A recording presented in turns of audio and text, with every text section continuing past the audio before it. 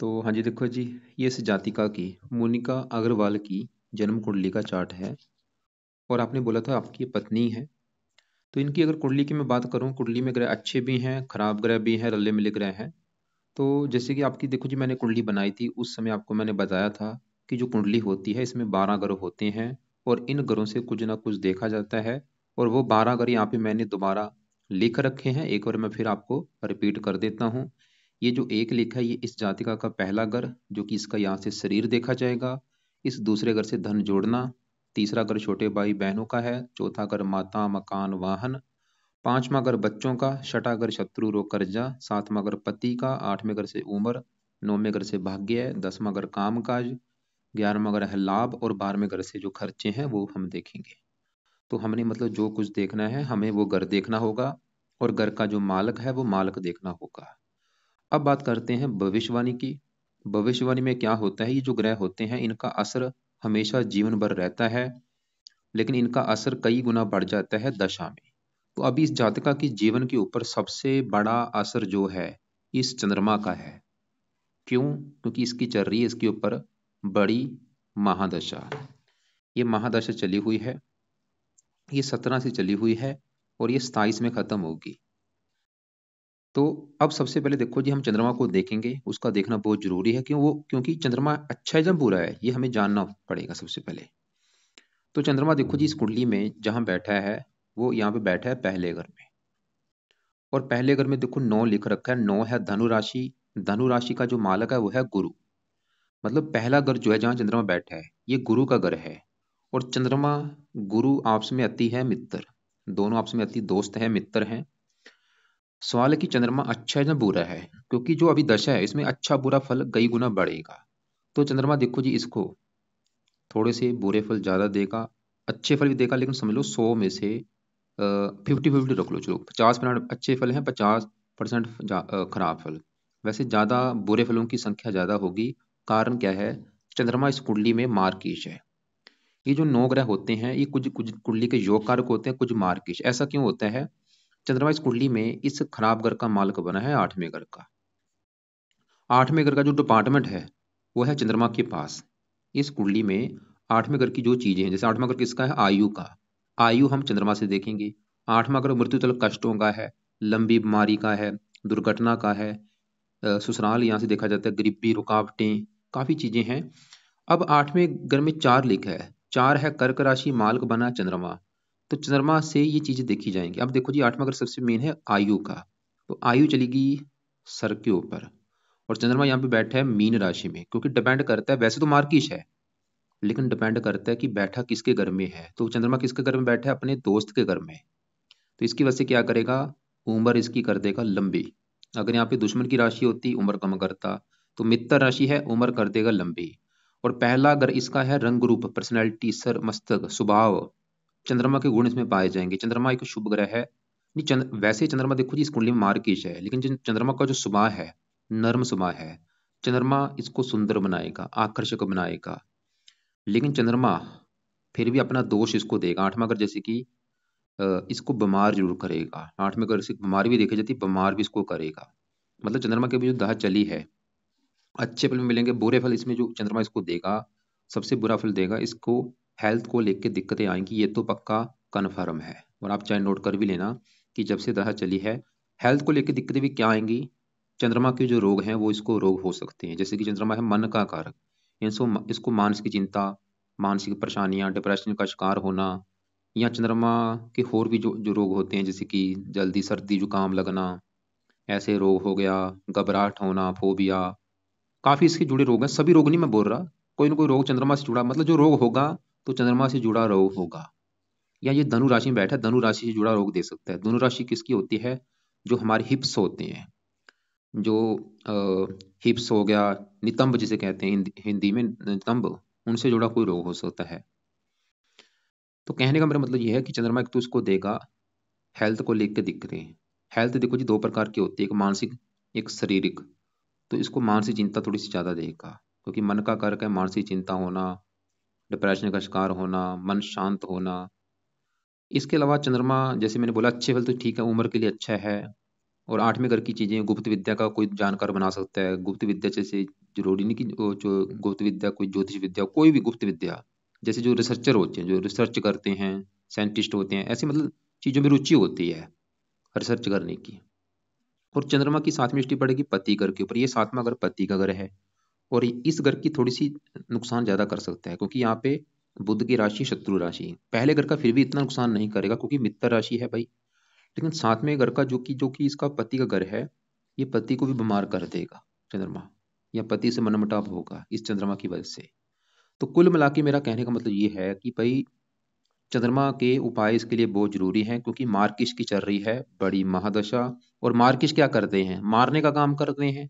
मारने ये नहीं कि डेथ करा देते हैं, मारने का कोई भी काम हो सकता है। जैसे मारने का काम होता है कि बंदे की लाइफ में परेशानियां पैदा कर देना, दिक्कतें पैदा कर देना, रुकावटें कर देना, चिंता कर देना, भाग दौड़ कर देना, दुश्मन बढ़ा देना, ये भी चीज मारने का काम आ जाती हैं।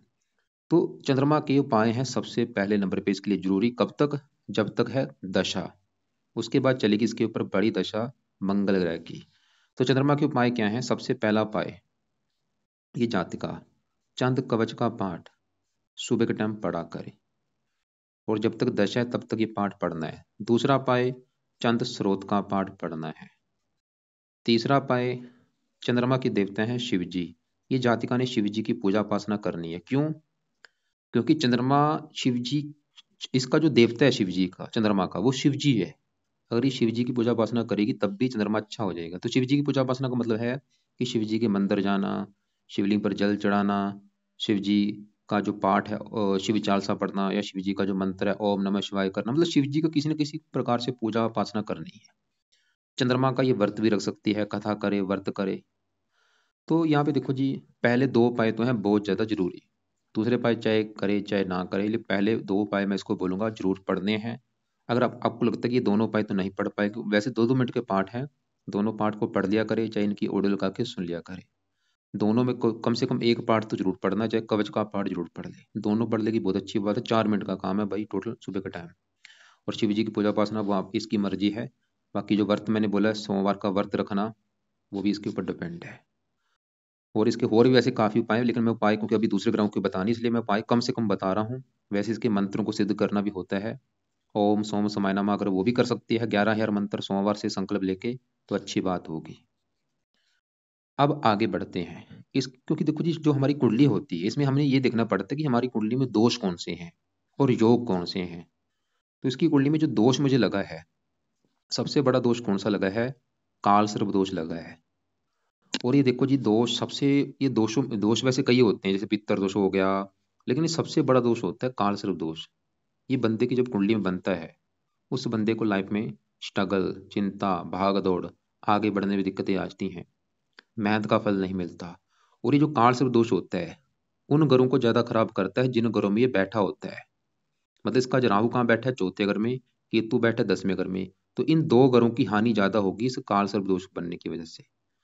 तो सबसे पहले मैं राहु की बात करता हूँ। इसका जो राहु है कि देखो जी, काल सर्प दोष वैसे राहु केतु दोनों की वजह से बनता है, लेकिन दोनों में जो ज्यादा खराब होता है वो राहु होता है। केतु भी इतना खराब नहीं होता जितना राहु होता है। राहु तो बहुत ही ज्यादा दानव ग्रह है, क्रूर है, शनि से भी 4 गुना अधिक पापी है, क्रूर है।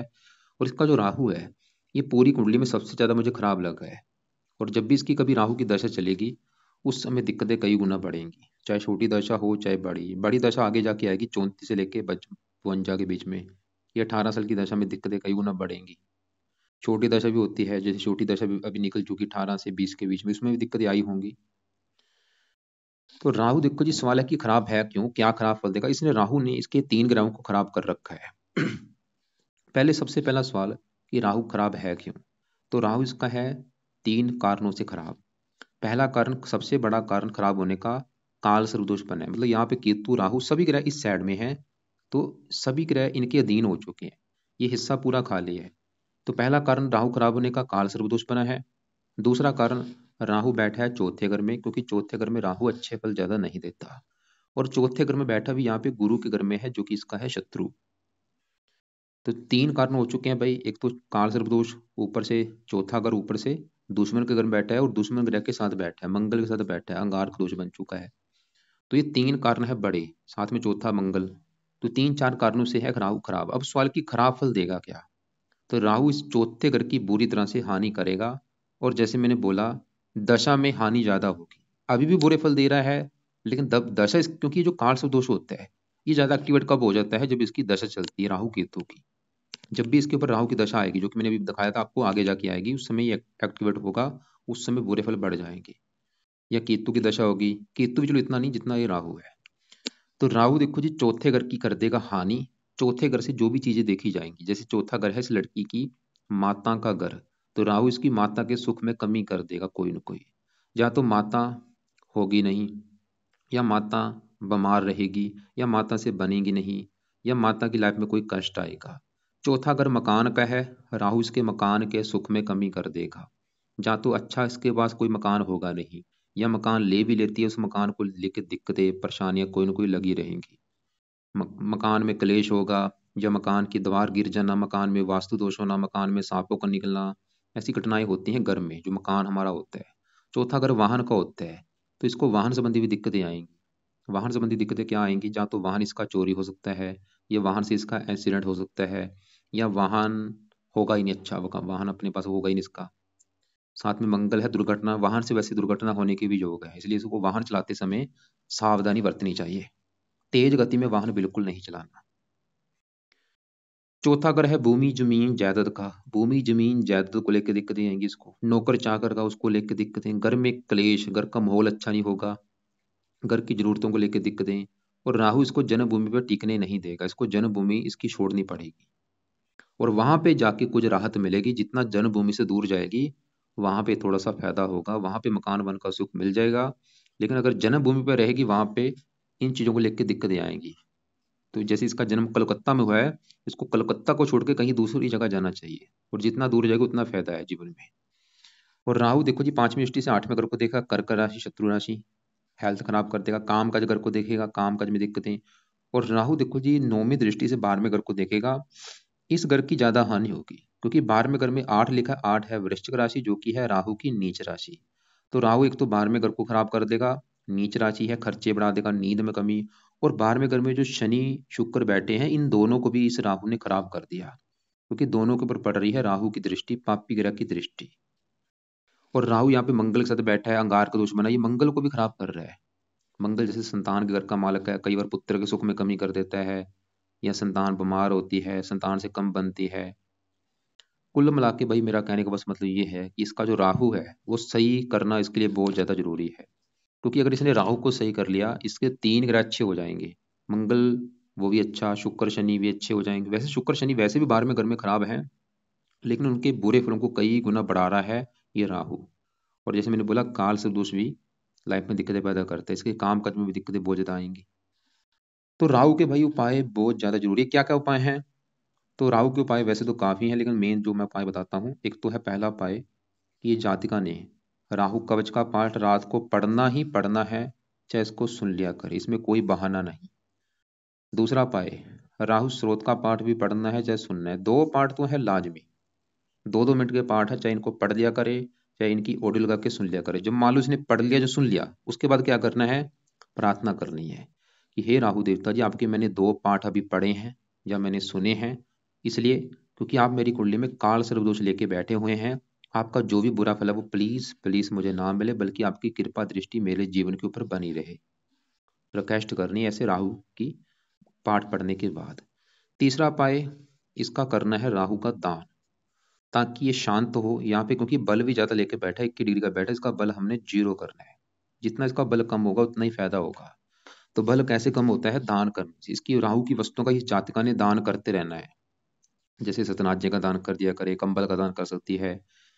इसके दान की वीडियो देखो जी, मैंने आपको भेजी हुई है, उसमें काफी दान है। वो दान ये जातिका को दिखाओ आप, जो दान इसको लगता है कि ये कर सकती है वो दान किया करे। वैसे इसका जो मेन दान है सतनाजा है, वो तो दान करना है लाइफ टाइम। 7 प्रकार के अनाज लेके घर में बना के रख लो, उसको रोजाना पंछियों को डाल दिया करो। और राहु का मंत्र करते करते पंछियों को डालना है कि हे राहु देवता जी, ये आपका दान है सतनाचा, वो मैं कर रही हूं ताकि आपका बुरा फल मुझे ना मिले। ओम राम राम करते करते ऐसे दान पंछियों को कर देना है। तो 3 उपाय तो राहु के हैं कंपलसरी, और ये बेस्ट उपाय है, इनको तो करना ही करना है। इसके अलावा देखो जी राहु के लिए ये जाति का शिव जी की पूजा उपासना भी करे, क्योंकि जैसे मैंने बोला था चंद्रमा के लिए भी शिव जी की पूजा उपासना बोली है, राहु, क्योंकि दोनों का जो देवता है शिव जी है।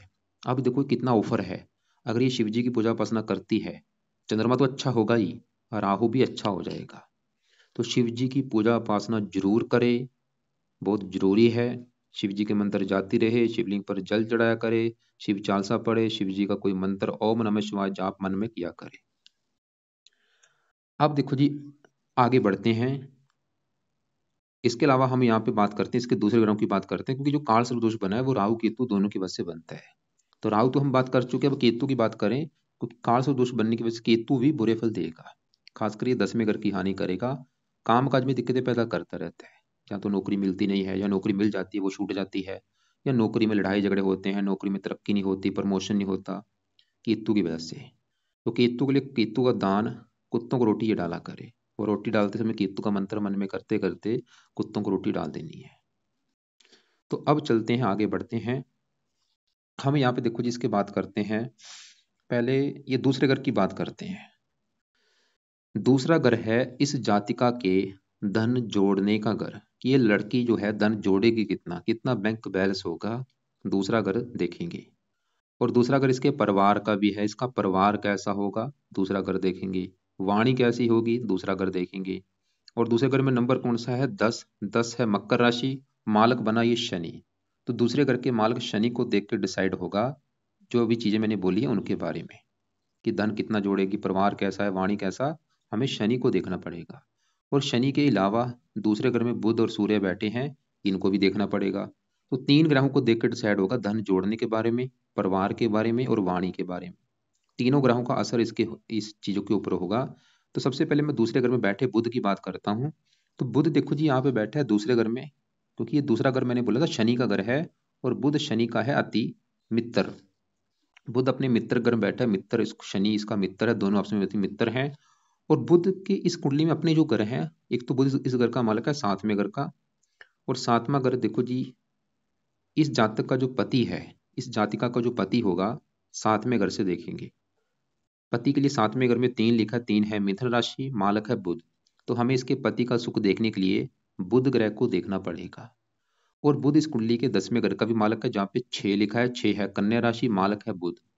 और 10वां घर किसका है, काम काज का। 10वां घर काम काज का भी है, पिता का भी है, सरकार का भी है, और मान प्रतिष्ठा का भी है।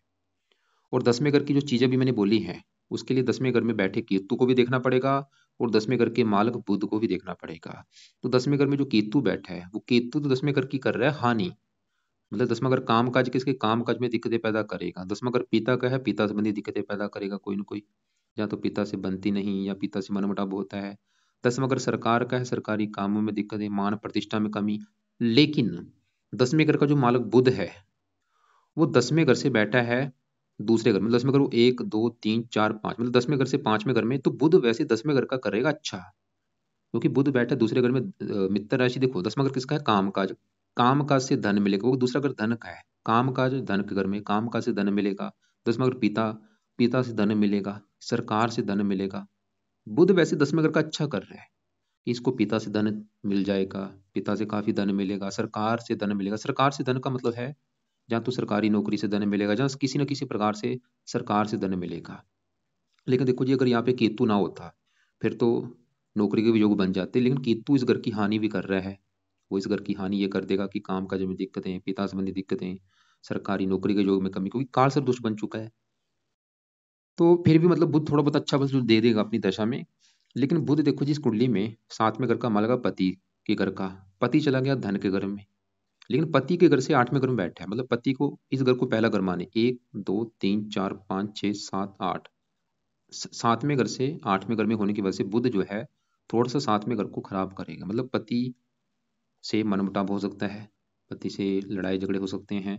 लेकिन पति चला गया धन के घर में, पति से धन आएगा, या पति इसका धनी होगा, या पति के आने के बाद लाइफ में धन आना शुरू होगा, कोई ना कोई घटना होगी, या तो पति धनी होगा, या पति आया तो धन आना शुरू हो जाएगा, या पति इसको धन कमा के देगा। तो बुध वैसे, जिसमें दूसरा घर है परिवार का, बुध वैसे परिवार के लिए अच्छा, वाणी का है, वाणी अच्छी कर देगा बुध, क्योंकि वाणी का कारक होता है, दूसरे घर में बैठ के वाणी अच्छी कर देता है, बोलने की स्किल अच्छी होती है। तो बुध देखो जी, आपको समझ आ रही है कि मैं क्या समझा रहा हूँ, अच्छा भी है बुरा भी है, रले मिले फल देगा। क्योंकि आपको मैंने बोला था दूसरे घर की चीजें देखने के लिए हमें 3 ग्रह देखने पड़ेंगे, अभी हमने खाली बुध को देखा है। अब दूसरे घर में बैठे सूर्य की अगर मैं बात करूं, सूर्य इस घर का मालक है 9वें घर का, जहां से देखा जाता है भाग्य। भाग्य हो गया, धर्म हो गया, तीर्थ यात्रा होगी। और 9वें घर में 5 लिखा है, 5 है सिंह राशि, मालक सूर्य है। और सूर्य कहाँ बैठा है? दूसरे घर में। किसका घर है? शनि का घर, जो कि सूर्य शनि आपस में शत्रु है। तो इस घर को पहला घर माने, 1 2 3 4 5 6, अपने घर से छठे घर में, मतलब भाग्य घर से छठे घर में होने की वजह से सूर्य थोड़ी सी भाग्य की हानि करेगा, भाग्य पूरी तरह से साथ नहीं देगा, धर्म को ना माने। धन के घर में बैठा है, धन को ज्यादा महत्व देगी, धर्म को ज्यादा नहीं देगी महत्व, कि धर्म कुछ नहीं है, धन को ज्यादा महत्व देगी। लेकिन गुरु की वजह से, गुरु देखो जी 9वें घर को फिर भी अच्छा कर देगा। गुरु जो है वो 9वें घर को देख रहा है, इसको भाग्यशाली भी बनाएगा, धार्मिक बनाएगा। गुरु फिर भी 9वें घर का अच्छा कर रहा है। यहाँ पे एक बहुत अच्छी बात निकल के आई है, 9वें घर का मालक थोड़ा सा वो तो पीड़ित है, खराब गर्म चला गया, लेकिन गुरु फिर भी 9वें घर का अच्छा करेगा। और जो गुरु है वो 7वें घर का भी अच्छा कर देगा। जैसे मैंने अभी बोला था 7वें घर का मालक बुध 7वें घर से 8वें घर में है, लेकिन गुरु की वजह से गुरु की गुरु कहाँ बैठा है? तीसरे घर में। 5वीं दृष्टि से 7वें घर को देख रहा है, पति घर को। बुध की राशि है मित्र राशि, गुरु की दृष्टि भी बहुत अच्छी होती है, शुभ दृष्टि है। तो यहाँ पे गुरु 7वें घर का बहुत ही अच्छा कर देगा, पति के लिए बहुत अच्छा है, पति का सुख अच्छा है। ठीक है, बुध की वजह से लड़ाई झगड़े होंगे, लेकिन गुरु फिर भी हैंडल कर लेगा, लड़ाई झगड़े को कम कर देगा। तो सूर्य थोड़ा सा दूसरे घर को खराब करेगा, मतलब धन जोड़ने में दिक्कतें पैदा कर देगा। परिवार से, परिवार को लेकर दिक्कतें आती हैं, परिवार से नहीं बनती, परिवार से मनमुटाव होता है, वाणी भी थोड़ी सी कठोर करता है। तो यहाँ पे सूर्य का सवाल है कि कोई उपाय करना चाहिए, मैं आपको बाद में बताता हूँ। पहले देखो जी, अब दूसरे घर का जो मालिक शनि है, अब इसकी अगर मैं बात करूँ, ये तो है बुरी तरह से खराब, बुरी तरह से खराब हो चुका है। एक तो क्योंकि 12वें घर में चला गया, ऊपर से राहु से पीड़ित हो चुका है। तो शनि की दशा ज्यादा थोड़ी सी दिक्कतें बढ़ा देगी, मतलब ये दशाओं में ज्यादा दिक्कतें आएंगी। जब भी शुक्र शनि की दशा होगी, शुक्र की दशा होगी, ये दिक्कतें इनमें ज्यादा आएंगी। तो शनि देखो जी, एक तो दो तीन कारणों से खराब। एक तो इस कुंडली में मार्किश लग्नेश, गुरु का शत्रु, 12वें घर में, और राहु से पीड़ित। तो शनि जो बुरे फल देगा, धन के घर का मालक चला गया 12वें घर में, खर्च के घर में, धन ही नहीं जो बना, धन खर्च होता रहेगा, धन की हानि होगी, धन जोड़ने में दिक्कतें आएंगी। दूसरा अगर परिवार का, परिवार संबंधी दिक्कतें, वाणी संबंधी दिक्कतें। और तीसरा अगर छोटे भाई बहनों का, अगर इसके कोई छोटे भाई होंगे या छोटे भाई या बहन हो, या उसको लेकर दिक्कतें शनि की वजह से आएंगी। ये शनि का बुरा फल है। तो शनि का उपाय करना भी जरूरी है भाई। तो शनि का उपाय लिख लो। शनि का उपाय है शनि चालीसा का पाठ, इस जातिका ने पढ़ना है रात के समय। और दूसरा उपाय, शनि मंदिर हो सके तो माथा टेकने भी जा सकती है। ये भी उपाय आप लिख लेना कि हर शनिवार इसको आप माथा टेकने लेके जा सकते हैं शनि मंदिर में, या शनि चालीसा का पाठ तो जरूर पढ़ना है। फायदा क्या होगा? शनि क्योंकि धन का मालक है, धन संबंधी जो दिक्कतें हैं वो दूर होंगी, धन खर्च नहीं होगा, धन की हानि नहीं होगी। और छोटे भाई बहनों को लेकर दिक्कतें, परिवार संबंधी दिक्कतें नहीं आती, वाणी दोष नहीं होता। वाणी दोष मतलब वाणी कठोर नहीं होती। और ये ज्यादा उपाय शनि के, जो शनि वाला जो मैंने बोला, ये शनि के उपाय शनि की दशा में जरूर आपने करवाने हैं। अब ये देखो जी, इसी घर में 12वें घर में हमने 3 ग्रहों को देखा। बुध फिर भी दूसरे घर का अच्छा कर रहा है। सूर्य वैसे योग कारक था, लेकिन वो योग कारक नहीं रहा, क्योंकि वो शनि की राशि है। लेकिन ये सूर्य शनि को शत्रु, अपना शत्रु ज्यादा नहीं मानता। सूर्य शनि क्योंकि आपस में पिता पुत्र है, शनि सूर्य को शत्रु मानता है, सूर्य शनि को शत्रु नहीं मानता। मतलब सूर्य फिर भी इस घर को भाग्यवंशी लाइफ में धन मिलता रहेगा। तो अब यहाँ पे शुक्र की मैं बात करता हूँ। शुक्र देखो जी, एक तो इस घर का मालक है छठे घर का, और इस घर का मालक है 11वें घर का। 11वें घर से सबसे मेन चीज देखते हैं लाभ। जीवन में जो भी हमें लाभ मिलते हैं 11वें घर से, 11वां घर आमदन का होता है, इच्छा पूर्ति का होता है, बड़े भाई बहनों का होता है। तुला राशि है, अगर इसकी होंगी तो बड़े भाई वैसे योग कम दिख रहा है, बहनें बहनें हो सकती हैं अगर होंगी, अगर होगी तो बहनों का योग दिख रहा है। लेकिन शुक्र क्योंकि पीड़ित है, जहाँ तो बहनें होंगी नहीं, अगर बहनें होंगी उसको लेकर दिक्कतें आएंगी। शुक्र क्योंकि पीड़ित हो चुका है बहनों को लेके। शुक्र लाभ का मालक है, लाभ भंग योग बना, कामों में लाभ नहीं मिलेगा, इच्छाएं पूरी नहीं होने देगा, आमदन को लेकर दिक्कतें, आमदन चलेगी 12वें घर में, खर्च के घर में। इसकी जो आमदन है, आमदन कम कर देगा, खर्चे बढ़ा देगा। इसका शुक्र जो यहाँ पे नेगेटिव चीज क्या देगा, इसके खर्चे बढ़ाएगा। अब देखो खर्चे कहाँ पे बढ़ेंगे? खर्चे शुक्र क्योंकि किस घर का मालक है? छठे घर का। छठा घर है रोग, शत्रु, कर्जा। रोगों के ऊपर इसका खर्चा बढ़ेगा शुक्र की वजह से, मतलब बीमारी के ऊपर भी खर्चा बढ़ेगा। छठा घर कोर्ट कचहरी का होता है, कई बार कोर्ट कचहरी के ऊपर भी खर्चा आता है। तो शुक्र इसके बीमारी के ऊपर भी खर्चा बढ़ाएगा, कोर्ट कचहरी हो गया, इनके ऊपर भी खर्चा बढ़ेगा, कर्जे ऊपर भी खर्चा आता है। लेकिन शुक्र देखो जी भोग विलास का विकार का 12वें घर में बैठ के ये भौतिक सुखों के ऊपर ही खर्चा बढ़ाता है। भौतिक सुख जो मतलब ऐशो आराम के ऊपर भी खर्चा बढ़ाएगा। ऐशो आराम के जो सामान होते हैं, साधन होते हैं, उनके ऊपर भी इसका धन खर्च होगा शुक्र की वजह से। कुछ बुरी चीजों के ऊपर भी खर्चा होगा। बुरी चीजें जैसे मैंने बोला बीमारी हो गया, शत्रु हो गया, इनके ऊपर भी खर्च होगा धन। और भौतिक सुख, जो हमारे भौतिक सुख देखो जो जरूरी भी होते हैं लाइफ में, अगर रहना है तो जो हमारे भौतिक सुख है उनको ऊपर भी खर्चा होना जरूरी है। अब यहाँ पे जो इसका बचा है ये है मंगल। मंगल देखो जी 5वें घर का है मालक, जो कि है संतान का घर, पढ़ाई, बुद्धि। 5वें घर का मालक मंगल 4थे घर में बैठा है, मित्र राशि है। मंगल देखो जी है तो अच्छा था, लेकिन मंगल का एक बुरा फल भी, मंगल बैठा 4थे घर में, चौथी दृष्टि पड़ेगी पड़ेगी 7वें घर के ऊपर, पति घर के ऊपर। ये कुंडली को मंगलिक बना के बैठा है, डबल मंगलिक बनी है। तो ये पति के लिए अच्छा नहीं है, या तो विवाह में देरी कर देगा, या पति से लड़ाई झगड़े कराएगा। और मंगल 4थे घर का अच्छा कर रहा है, मकान वान के लिए अच्छा है, संतान के लिए अच्छा है। लेकिन मंगल पीड़ित है थोड़ा सा, पीड़ित तो उनकी वजह से इसके जो अच्छे फल है उसमें थोड़ी सी कमी आ जाएगी। जैसे संतान कर का वैसे मालक था, लेकिन राहु से पीड़ित है तो संतान संबंधी चिंता होती है। जैसे संतान का मनमुटाव होना, या संतान का बीमार होना। और मंगल दोष कई गुना बढ़ चुका है, क्योंकि साथ में राहु है, तो विवाह में देरी होना या पति से लड़ाई झगड़े होना भी ऐसी दिक्कतें आएंगी, मंगल दोष बना हुआ है। अब एक और मैं रिपीट करता हूँ उपाय क्या क्या है, देखो जी। और उपाय, क्योंकि उपाय तो वैसे काफी होते हैं, लेकिन मैं कोशिश कर रहा हूँ उपाय जो मेन है वो उपाय तो जरूरी है। जैसे कि यहाँ पे सबसे जरूरी है चंद्रमा की जिसकी है दशा, उसके मैंने बोला कि चंद्र कवच का पाठ और स्रोत का पाठ, ये दो पाठ इस जातका ने सुबह के टाइम रोजाना पढ़ने हैं, ये इनको सुन लिया करे। और शिव जी की पूजा उपासना भी करनी है। वो वैसे भी राहु के लिए भी मैंने बोला है। और राहु के दूसरे नंबर पे उपाय भी जरूरी है, जो कि मैंने बोला कवच का पाठ, स्रोत का पाठ रात को पढ़ना है या इनको सुनना है। और राहु का दान भी जरूर करना है। और रात के समय ही शनि चालीसा का पाठ पढ़ना है या सुनना है।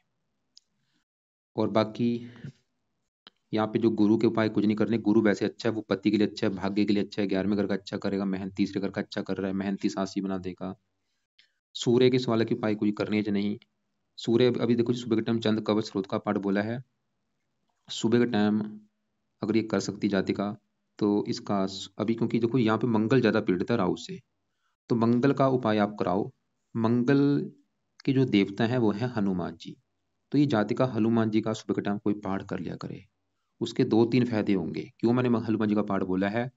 पहला फायदा ये कि मंगल के जो देवता हनुमान जी, एक तो हनुमान जी का पाठ करने से मंगल अच्छा हो जाएगा। एक इस कुंडली में वैसे भी इसके जो इष्ट देव हैं वो हनुमान जी बने हैं, इष्ट देव की पूजा उपासना वैसे भी अच्छी होती है। इसके अलावा एक और फायदा है, राहु भी ऐसे लोगों को कष्ट नहीं देता जो हनुमान जी की पूजा उपासना करते हैं। और वो शनि के लिए भी अच्छा है, शनि भी कष्ट नहीं देता हनुमान जी की जो पूजा उपासना करता है। कितने फायदे हो रहे हैं। तो इसलिए हनुमान जी की पूजा उपासना सुबह के टाइम ये किया करे, चाहे हनुमान चालीसा चाहे बजरंग बन का पाठ सुबह के टाइम पढ़ लिया करे। तो ये तीन पाठ हो चुके हैं सुबह के टाइम, राहु कवच, राहु स्रोत, शनि चालीसा, ये हो चुके हैं रात के समय। कुत्तों का खाली दान करना है, कुत्तों को रोटी डालनी है। बाकी देखो जो गुरु का उपाय कुछ रहने दे, अभी बुध के चाहे रहने दे, सूर्य के रहने दे, क्योंकि उपाय ज्यादा हो जाएंगे।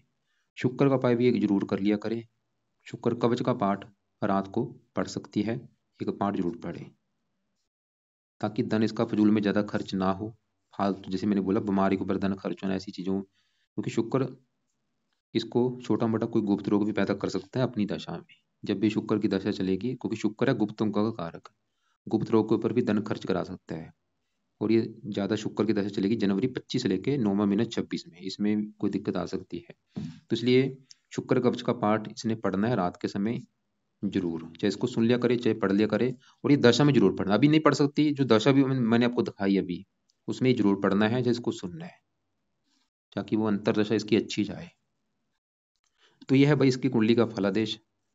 बाकी देखो जी आप ऐसा करना, फिर भी जो आपके सवाल हैं, आपको जो बात समझ ना लगी हो, कॉल कर लेना। कॉल करके मुझे आप पूछ लेना, कल दोपहर 1-2 के बीच में कॉल कर लेना। बाकी देखो जी जन्मभूमि से दूर जाने के काफी योग दिख रहे हैं कुंडली में, और वहां पे फायदा भी होगा। और इनकी दशाओं में अच्छा बुरा फल बढ़ता है, खासकर राहु की दशा में दिक्कतें बढ़ेंगी कई गुना। और मंगल की दशा अच्छी जाएगी, गुरु भी अच्छा है तकरीबन, बुध भी ठीक है, सूर्य भी वैसे क्योंकि योग कारक भी है, फिर भी इसने इतना बुरा फल नहीं देगा। ठीक है, धन खर्च होगा, परिवार से मनमुटाव होता है। बाकी फालतू में कोई रत्न धारण देखो जिन्होंने नहीं करना, खाली एक रत्न धारण कर सकती है गुरु का, इसको आप पुखराज रत्न धारण करवा सकते हैं, और कोई रत्न धारण नहीं करना।